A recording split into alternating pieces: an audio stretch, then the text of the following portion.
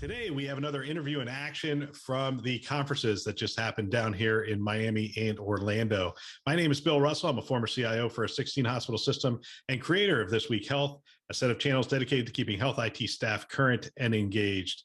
We want to thank our show sponsors who are investing in developing the next generation of health leaders: Gordian Dynamics, Quill Health, Tausight, Nuance, Canon Medical, and Current Health. Check them out at thisweekhealth.com/today. Here we go. All right, today we are doing another Interviews in Action. As you know, we did 50 interviews at the Chime and Vive conferences, but we didn't get to everybody we wanted to talk to. And today we're going to talk to the CEO of Sectra, Torbjo Kronander. Is that close? Is that close enough? That's very close. Everyone will understand you. Phenomenal. I really appreciate getting the opportunity to sit down with you. We've actually talked to some of your clients about your imaging solutions, Sectra's imaging solutions. And most recently, we talked to Jamie Nelson with the Hospital for Special Surgery, and she came on and talked about the digital pathology solution that they implemented, and a fantastic solution. Today, we're going to talk cloud and security. You guys have a lot of things going on. Tell us a little bit about Sectra. Well, Sectra was from the beginning a cybersecurity company. Sectra stands for Secure Transmission. We're still doing that. For many years, people didn't really understand what we did cybersecurity on the very highest level. So we're secret and top secret approved in both NATO and EU and Swedish defenses. While we did that in the same company, we do medical technology. But now with the increasing threats for medical IT, we have a huge synergies between the two of them. We are building cybersecurity in all our other products. Yeah, I mean, those are two phenomenal things to have knitted together. I think a lot of medical imaging companies, medical device companies are trying to backfill the cybersecurity part of writing the software and the applications, but that's really part of your DNA. Talk a little bit about the work that you guys do with NATO and the EU, what you can share, I guess. Sure. Well, we can share quite a lot, not how we do it, but what we do. We provide the EU and the emissaries with the embassies of EU and the EU Commission, and including links to Ukraine right now with encrypted mobile phones. These mobile phones are encrypted and approved on the secret level by NATO. So you can talk about really secret information. We build the phones entirely ourselves. And we also have remote terminals. We have remote internet over them as well, which is important to have that encrypted. And then we talk encrypted on the military level, not on the ordinary internet level, so to say.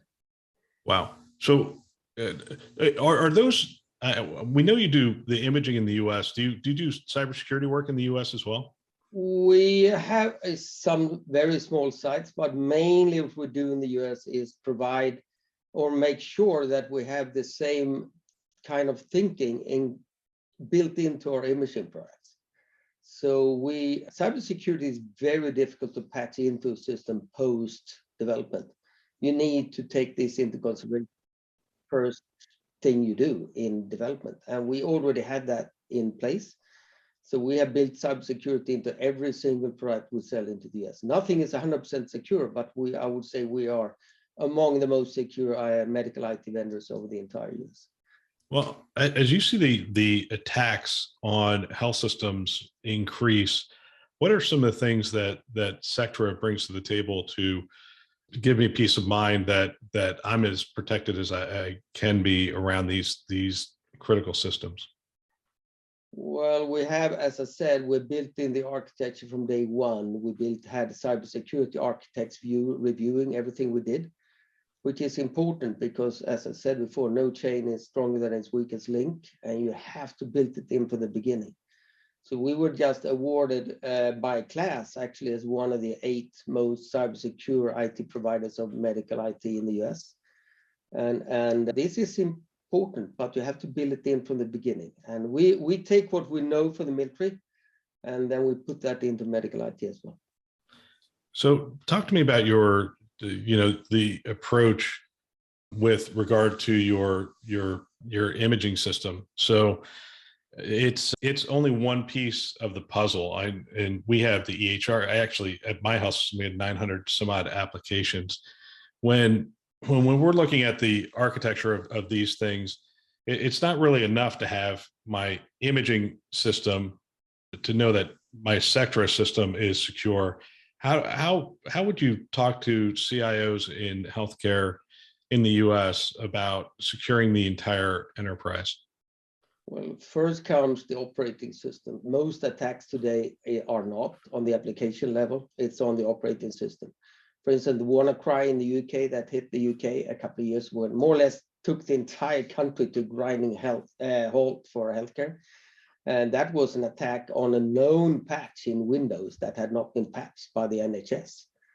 So I would consider a lot of making sure that the patches that actually come out are patched immediately in my environment.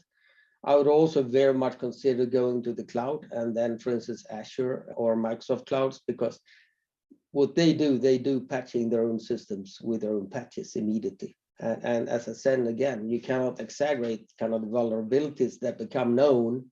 They are patched, but then they are not actually updated in the hospital environments. So securing the operating system, that's number one, I would say. Then two-factor authentication, which is all over, but very often not in hospitals. You still have single-factor authorization with single password. To have secure VPN channels, more and more people want to work from home. Now, what people forget is a VPN channel is a dangerous thing. You don't know who sits on the other side of the line, and that guy might have a gun to his head. And what you do on a normal VPN, on level 3 VPN, or as IP level VPN, you open the entire network for someone sitting somewhere else. Now, there are VPNs of which we have one operate on the level 4. So then you can assure you can only access the services, but not the entire network. So you can have different types of VPNs as well.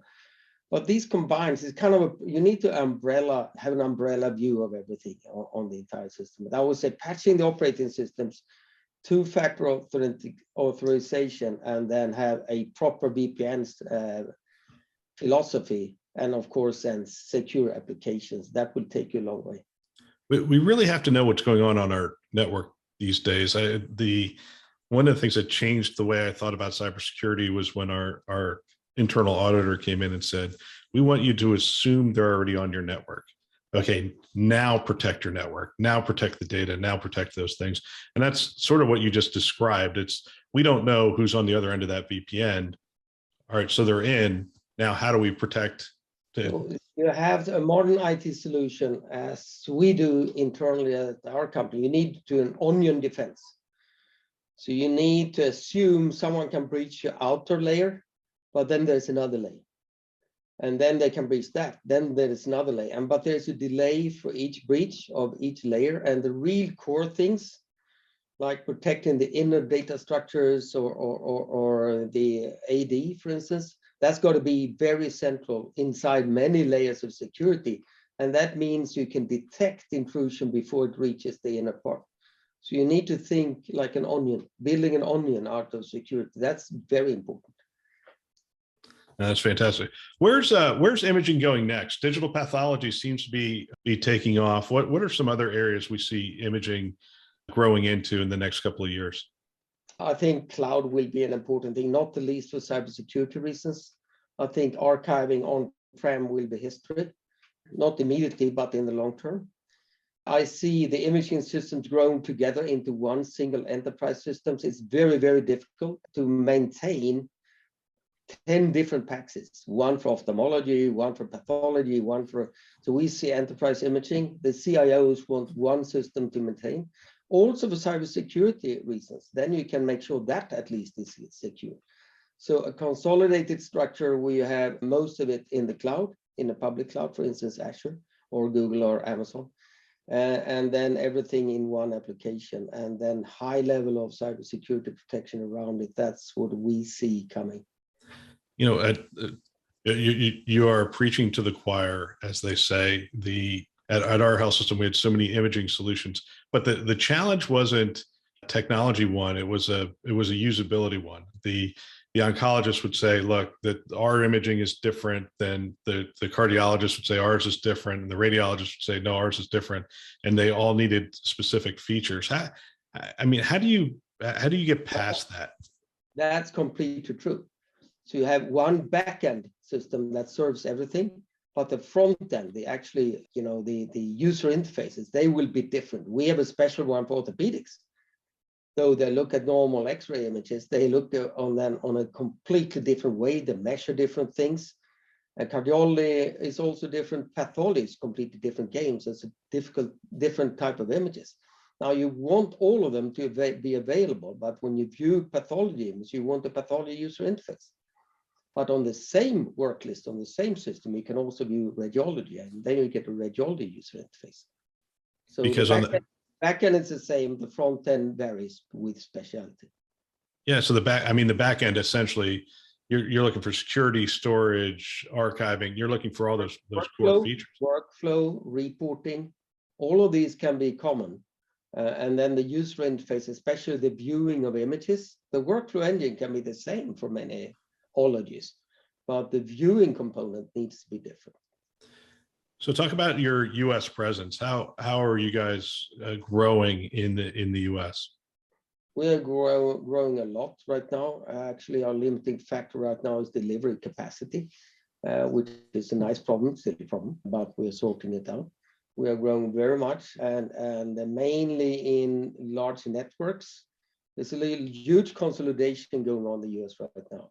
Hospitals are buying and they're merging, and we're very good at that. We can scale from a single workstation to a country.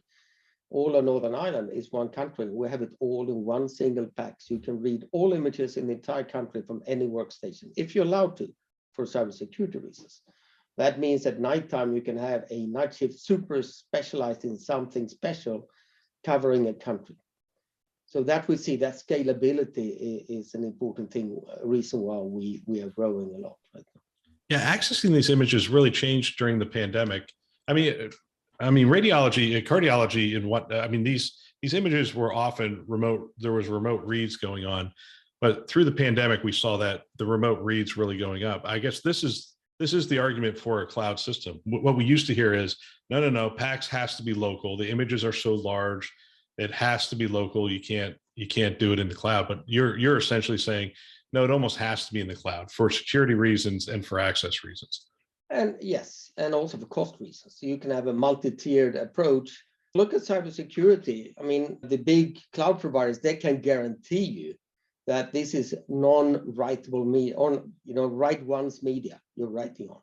That means no one can encrypt your files because they cannot access them. They cannot rewrite them. That's a cybersecurity reason that this goes very long ways in the cloud. But yes, you can be as fast from the cloud as you can be on-prem today. Yeah, and how is that? These are very large images. So you have the image being taken locally and then going up to the cloud. Is there a significant delay, or have we gotten through the latency? We always stream data. So you actually only look at the data you want to review, like Google Maps. You don't have the entire world at the resolution of 1 square meter on your phone. Now, if the phone sends up data to the cloud, to Google, who sends exactly that little map you want to see back.